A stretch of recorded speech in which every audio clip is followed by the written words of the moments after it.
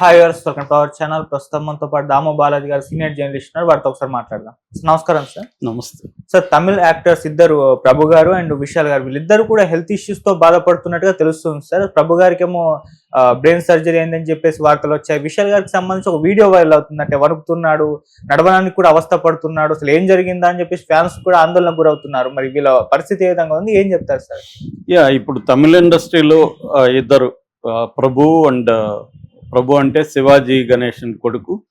మనకు కూడా తెలుసు, ఆయన చిన్నతంబి, చంద్రముఖి, తర్వాత పొన్నియిన్ సెల్వం, ఈ సినిమాలంతా కూడా ఈ మధ్య యాక్ట్ చేశాడు. Present good bad ugly Ajith హీరోగా వస్తున్న ఆ సినిమాలో ఈయన అపేర్ అవుతున్నాడు. సో 80s 90s లో వెరీ పాపులర్ హీరోగా ఉన్నాడు. దాని తర్వాత ఆయన ముఖ్యంగా ఘర్షణ, అప్పట్లో తమిళ్ మణిరత్నం ఘర్షణలో వెరీ పాపులర్ అనమాట, మిడ్ 80s. సో దాని తర్వాత ఆయన క్యారెక్టర్ ఆర్టిస్ట్గా సెటిల్ అయ్యాడు. అలాగే తెలుగు సినిమాల్లో కూడా ఆయన చేశాడు.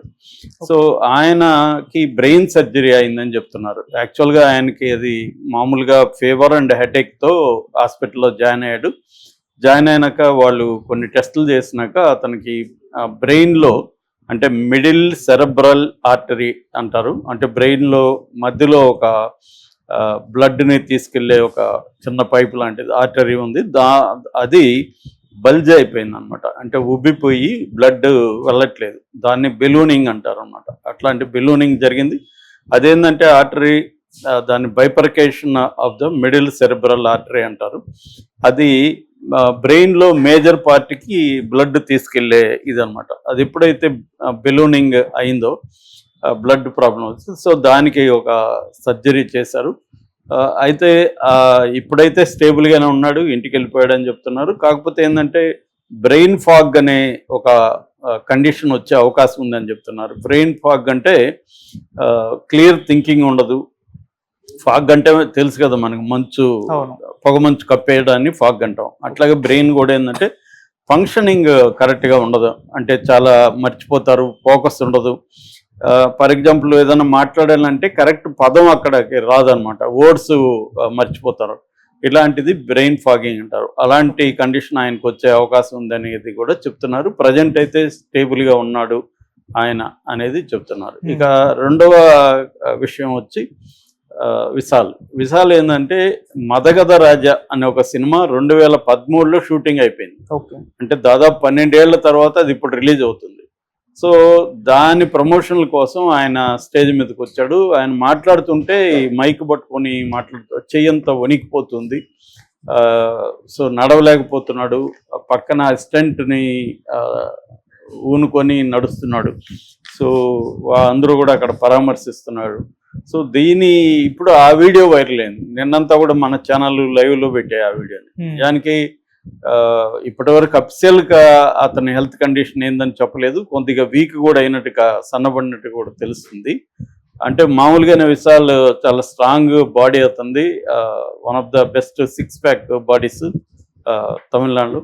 అలాంటి అతను అంత వీక్గా ఉండడం, ఆడుతుండడం అంతా కనిపిస్తే, ఇప్పటి వరకు వస్తున్న న్యూస్ ఏంటంటే అతను చాలా హై ఫీవర్తో ఉన్నాడు. కానీ 13 ఏళ్ళుగా ఆగిపోయిన సినిమా కాబట్టి ప్రమోట్ చేయాలి అని వచ్చాడు. కానీ అదర్వైజ్ ఆయన రాకుండా ఉండాలి, కానీ నేను వస్తాను అని ఆయన వచ్చాడు అనేది చెప్తున్నారు.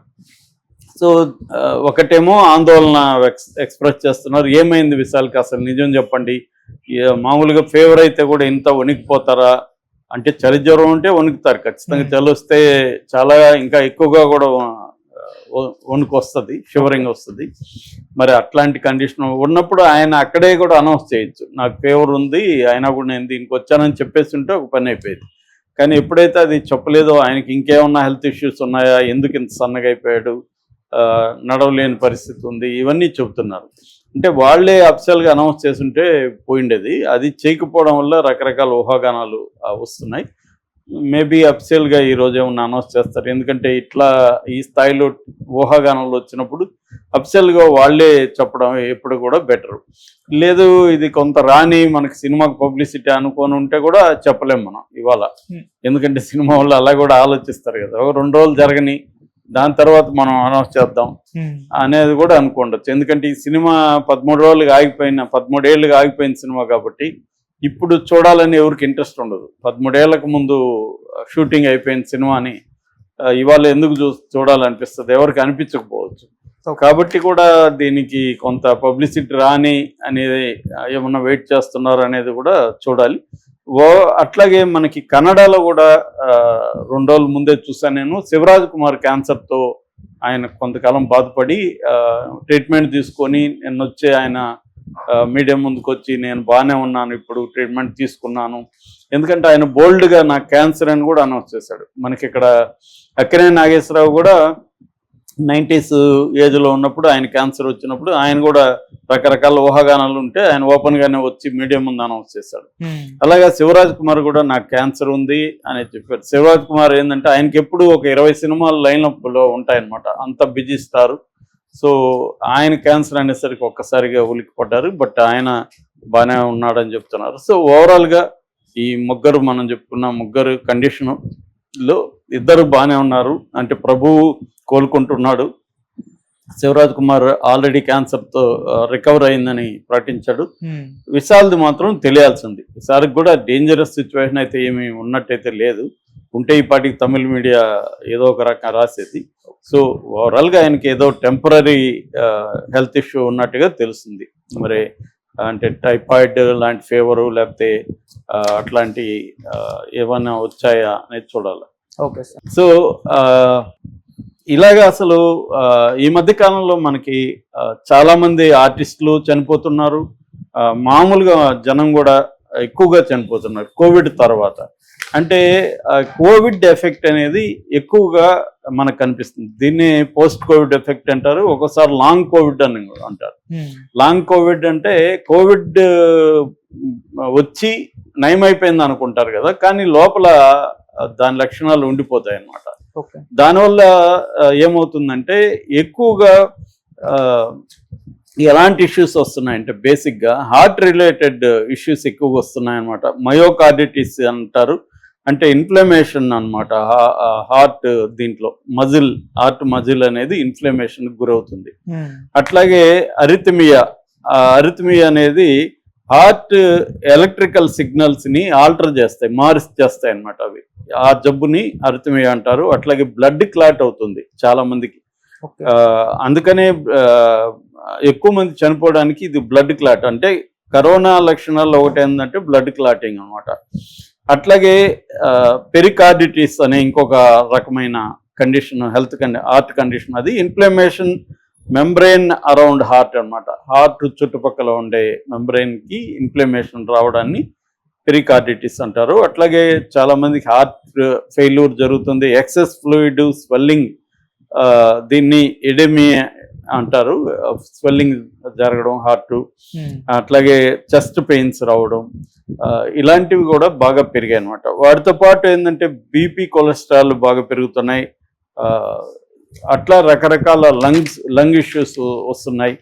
ఇలాగా చాలా మంది ఏంటంటే ముఖ్యంగా 40+ వాళ్ళు ఈ డాక్టర్ల దగ్గరికి రెగ్యులర్గా వెళ్ళి చెకప్ చేయించుకోవడం, ముఖ్యంగా బీపీ, షుగర్ ఉన్నప్పుడు, లేకపోతే ఏదైనా లంగ్ ఇష్యూస్ ఆల్రెడీ మనకు ఉన్నప్పుడు ఇంకా వల్నరబుల్ అవుతాం అనమాట. అందుకని డాక్టర్లు ఏం చెప్తున్నారంటే, ఒకటి ఫిజికల్ ఎక్సర్సైజెస్ ఎక్కువ చేయకూడదు, లిమిటెడ్గా చేయాలి. అంటే ఏజ్ని మన హెల్త్ కండిషన్ దృష్టిలో పెట్టుకొని వాకింగ్ కానీ మిగతావి కానీ. చాలామంది ఏంటంటే చేసేటప్పుడు ఎక్కువ ఉత్సాహం ఉంటుంది ఫిజికల్ ఎక్సర్సైజ్, అందుకని విపరీతంగా చాలామంది జిమ్ముల్లో ఈ మధ్య చనిపోవడానికి అదే కారణం.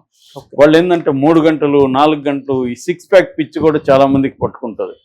వాడి ఏజ్ అవన్నీ దృష్టిలో పెట్టకుండా 6 ప్యాక్ రావాలని చెప్పి రోజుకి 3 గంటలు మినిమం చేస్తారు. మళ్ళీ ఒక 3 గంటలు నిద్రపోవాలి, దానికి ఫుడ్ వ్యవహారం అంతా 5-6 గంటలు దాని మీద ఫోకస్ చేయాలి.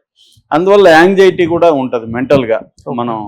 సో అదొకటి అవాయిడ్ చేయాలి. అట్లాగే హై స్ట్రెస్ ఉన్న జాబ్స్ చేసేవాళ్ళు కానీ లేకపోతే వ్యాపారాలు చేసేవాళ్ళు కానీ వాళ్ళు జాగ్రత్తగా ఉండాలి. ఎందుకంటే చాలా మందికి తెలియదు, స్ట్రెస్ పడుతున్నట్టుగా కూడా తెలియదు, అది స్ట్రెస్ పడుతూనే ఉంటుంది. అందుకని మన బాడీని మైండ్ని క్లోజ్గా అబ్జర్వ్ చేస్తే మనకు అర్థమవుతుంది మనం ఈరోజు ఎలా ఉన్నాం, ఈ రోజు ఈవినింగ్ కానీ మనం ఒకసారి రివ్యూ చేసుకుంటే మనం ఈరోజు మనకి ఎవరెవరితో కోపాలు వచ్చాయి, లేకపోతే ఎలా రియాక్ట్ అవుతున్నాం, ఏ ఏ రకమైన స్ట్రెస్ పడింది, ఇవన్నీ చూసుకోవాలి. Check Okay. చేసుకోకపోతే అది ఇట్ విల్ లీడ్ అనమాట. అట్లాగే వర్క్ ప్లేస్లో రిలేషన్షిప్స్ కానీ వర్క్ ప్లేస్లో ప్లెజెంట్గా ఉందా లేదా, చాలా మందికి వర్క్ ప్లేస్లో బాగుండదు. అంటే కూడా పనిచేసే వాళ్ళతో గొడవలు కావచ్చు, బాస్తో గొడవలు కావచ్చు, బాస్కి అయితే కింద వాళ్ళతో గొడవలు, ఏదో రకరకాల ఇష్యూస్ ఉంటాయి, ప్రెజర్ ఉంటుంది. సో ఇవన్నీ చూసుకోవాలి. అలాగే స్లీప్ ఒకటి కంపల్సరీగా మినిమం 7 గంటలు డాక్టర్లు చెప్తున్నారు, 7 hours sleep compulsory. So sleep, diet change చేసుకోవాలి. అట్లాగే కొంత బ్లడ్ థిన్నర్స్ వాడమని చెప్తున్నారు. అది మనం అంతటా మనం వాడకూడదు, డాక్టర్ కన్సల్టేషన్తో బ్లడ్ థిన్నర్స్ వాడడం వల్ల కూడా ఏమవుతుందంటే ఈ క్లాట్ ఇట్లాంటి ప్రాబ్లమ్స్ రాకుండా ఉంటుంది. అంటే ప్రివెంటివ్ స్టెప్స్ అనేవి చాలా ఇంపార్టెంట్. వచ్చినాక ఆల్రెడీ డ్యామేజ్, ఇప్పుడు ఆయనకి ఆర్టరీ బల్జ్ అయిపోయింది, బల్జ్ కాకముందే ఆయన ఉండగలిగితే, ముందుగానే వెళ్ళి కన్సల్ట్ అయింటే కొంతవరకు బెటర్గా ఉండదు. ఒకసారి డ్యామేజ్ అయినాక అది కంప్లీట్ క్యూర్ అనేది కష్టం ఎప్పుడైనా. ఎంతో కొంత డ్యామేజ్ కంటిన్యూ అవుతూనే ఉంటుంది. Okay sir, thank you so much.